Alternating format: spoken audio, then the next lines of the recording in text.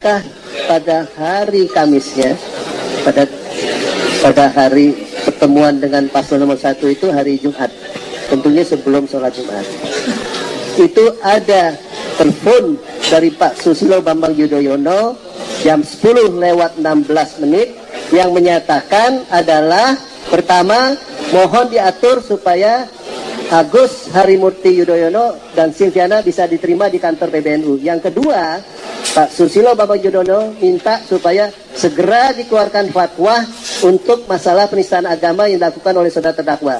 Saya mau tanya lagi, ya? Tidak ada. Tidak. Sekali lagi, saudara saksi, tidak. Ada atau tidak? Tidak ada. Karena kami akan menyampaikan nanti apa yang menjadi dasar apa yang ditanyakan ini. Sekali lagi kami tanyakan, ada atau tidak? Tidak ada. Jadi hakim sudah ditanya berulang kali, ternyata tidak ada. Untuk itu kami akan memberikan dukungannya. Ya, Majelis Hakim, andai kata kami sudah memberikan buktinya dan ternyata keterangannya ini masih tetap sama, maka kami ingin menyatakan saudara saksi ini telah memberikan keterangan palsu dan minta diproses sebagaimana mestinya. Saya mau nyatakan pada saudara saksi, saya sebagai warga negara Indonesia berhak menjadi apa saja di negeri ini dijamin oleh konstitusi dan ideologi Pancasila.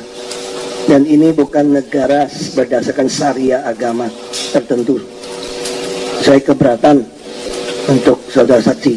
Dan saya juga keberatan saudara saksi menunjuk Rizik Syihab menjadi saksi ahli.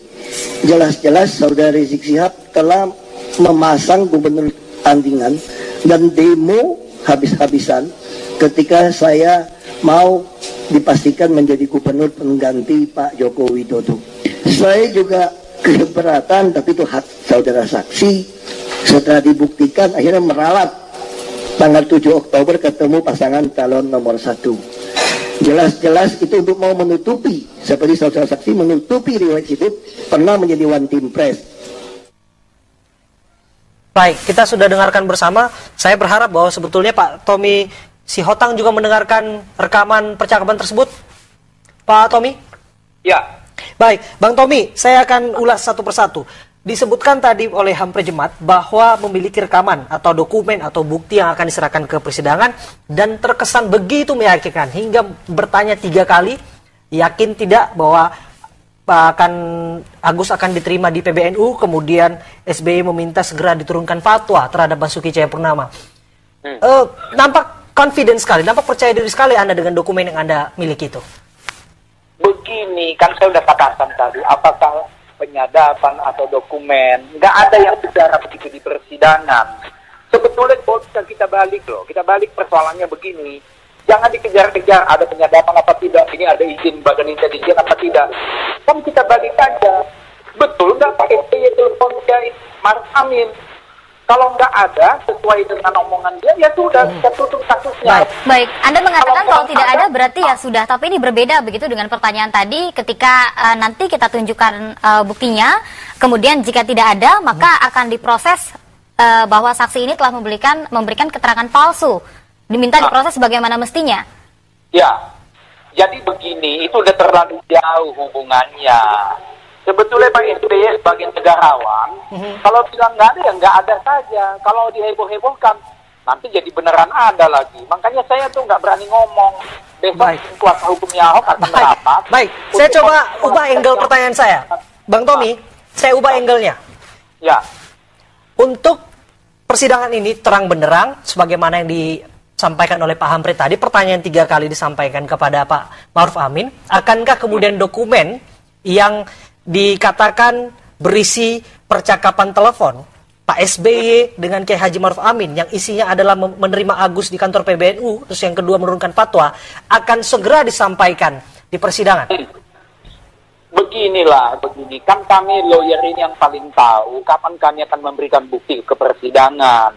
Bukan karena, mohon maaf ya Mas ya, ada tekanan begini mau dari siapapun, enggak. Kami profesional, kami tahu kapan kami kasih bukti. Lagi juga, kalau kami merasa tidak ada sesuatu yang perlu disampaikan, kami nggak sampaikan. Nah kedua, yang penting kan, ya mohon maaf nih Pak SBY kan merasa, wah ini nggak benar nggak ada penyadapan nih. Ya sudah, kalau nggak ada ya kita tutup Bang, kasusnya. baik. Kalau ada, kita cari sama-sama lah di mana penyadapan itu. Baik, Pak Tommy, tadi Anda mengatakan kalau tidak ada ya sudah begitu. Tapi kalau misalkan ternyata memang tidak ada, apakah yang tadi Anda katakan dengan tim kuasa hukum Anda, apakah ini hanya merupakan gertakan saja? Ya, banyak hal mengapa ini disebut gertakan, mengapa disebut kenyataan. Udahlah, nggak usah jauh-jauh. Antasari Anwar nggak ada salahnya, bisa dijeblosin 18 tahun penjara gitu. Terlalu jauh kita Bang, terlalu jauh. Makanya bos, kita menahan diri. Besok atau lusa kami akan press release masalah ini. Gitu aja Pak ya. Baik. Kita akan tunggu seperti apa keterangan Baik. resmi dari kuasa hukum Basuki Cahayapurnama sebetulnya untuk menjelaskan untuk persoalan ini seperti apa, dokumen yang Anda miliki benar adanya ataupun tidak, dari mana asal muasal dokumen tersebut yang menyatakan ada perbincangan telepon antara Pak SBY bersama dengan Kiai Haji Ma'ruf Amin, Ketua MUI yang saat ini menjadi pergunjingannya. Pak Tommy, jika kita lihat begitu persidangan kemarin, ini juga sempat ada hal-hal yang cukup membuat suasana yang sudah mulai damai ini kembali heboh dengan adanya kata-kata begitu seperti menuding dari Ketua Umum Majelis Ulama Indonesia Kiai Haji Ma'ruf Amin ini misalkan dengan tudingan bohong dan juga oportunis dan lain sebagainya. Nah, hal ini juga mengundang reaksi yang cukup keras begitu dari seperti GP Ansor dan juga PBNU. Nah, tanggapan dari Anda, apakah memang hal-hal seperti itu terjadi di persidangan kemarin? Tidak terjadi itu Mbak. Tidak ada yang menyudutkan Pak Kiai kita itu. Sama sekali nggak ada. Kita semua, apalagi saya sangat hormat sama beliau itu tidak ada. Kalau itu terjadi, siang persidangan itu udah berhenti. Tidak ada. Nah, ini kayaknya ada pihak-pihak yang lagi ngomporin untuk mengadu domba Ahok dan tim penasihat hukumnya dengan Ketua Umum Majelis Ulama Indonesia. Itu nggak ada. Semua baik dan semua manis. Saya udah kasih tahu kawan-kawan, bila perlu kita atur ketemu dengan Pak Ma'ruf Amin untuk supaya clear masalah. Nah, nggak ada. Kita cinta tanah air kita ini. Cinta beliau sebagai salah satu pemimpin di tengah-tengah bangsa kita ini. Itu nggak ada. Pak, percaya sama saya, karena saya persis duduk di sampingnya waktu persidangan itu. Gitu. Baik, namun kita pahami bersama bahwa hari ini yang viral adalah permintaan maaf juga dari Pak Basuki Cahayapurnama. Ada sekitar 3 poin yang saya dapatkan di sini. Apakah benar poin-poin tersebut? Di antaranya poin kedua adalah saya minta maaf kepada Kiai Haji Ma'ruf Amin apabila terkesan memojokkan beliau. Nah, kan? Itu apabila terkesan memojokkan. Tapi sebetulnya kan enggak, Pak. Ini hanya untuk menenangkan orang Batak bahwa tidak ada masalah antara Pak Ahok dengan Pak Ma'ruf Amin. Itu aja. Minta maaf belum tentu salah, karena kita menghormati orang luar kita itu.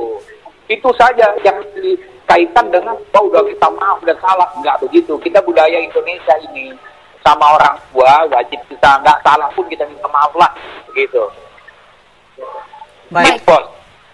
Baik, saya kembali ke Pak Wawan Purwanto. Pak Wawan, saya kembali berdiskusi soal bagaimana sebuah informasi itu didapatkan seseorang yang pada akhirnya itu adalah kewenangan dari aparat negara. Saya ingin tahu sebetulnya prosedur penyadapan dilakukan oleh satu institusi aparat yang ingin mendapatkan informasi. Apakah seperti apa sebetulnya? Ya, tentu ada persoalan yang perlu disikapi. Kalau mengenai KPK ya tentu berkait dengan koruptor, kemudian mengenai di kepolisian tentu kaitannya dengan masalah crime, kejaksaan juga demikian, BNN dan narkoba. Nah, kalau Badan Intelijen Negara, kemudian bahwa dalam undang-undangnya memang mewajibkan mengajukan surat ke persidangan terlebih dahulu, surat izin, kemudian baru melakukan penyadapan terhadap untuk Badan Intelijen Negara atas izin pimpinan tentu pimpinan, dan juga itu terkait dengan persoalan yang ada, tapi terkait biasanya menyangkut hal-hal yang mengancam keamanan negara seperti teroris, separatis dan sejenisnya. Apakah itu bisa dilakukan secara merta sebetulnya, atau kemudian ada proses yang memang secara panjang harus dilalui? Ya, tentu dengan izin. Saya kira izin. Kita tahulah proses mengenai izin itu, dan kemudian hanya dilaporkan kepada pimpinan, dan laporan dari Badan Intelijen Negara hanya kepada user, yaitu presiden, tidak ada lain. Baik, dan ketika ada begitu ya orang-orang yang memang melakukan penyadapan tanpa melakukan prosedur-prosedur yang tadi Anda katakan begitu, digunakan juga untuk keperluan pribadi dan juga golongan tertentu, apa ancamannya? Oh, itu dipidana bisa 15 tahun, bisa denda 800 juta. Baik. Jadi tidak sedikit, hukumannya berat kalau memang itu terjadi. dan harus terbukti dulu bahwa memang itu dilakukan. Nah, bagi mereka-mereka yang tanpa kewenangan melakukan itu sama hukumannya juga menunggu, karena memang ini kan hak private dari seseorang. Betul. Tapi kita harus sadari untuk masalah-masalah tertentu seperti teroris, negara adik kuasa saja juga melakukan penyadapan terhadap hak privat dari warga negaranya karena untuk melindungi kepentingan publik yang lebih luas. Baik, terima kasih Bang Tommy Terima Sihoa. kasih, Bang Terima kasih Tommy juga Sihoa. Pak Wawan Purwanto sudah berbincang bersama kami di iNews Petang.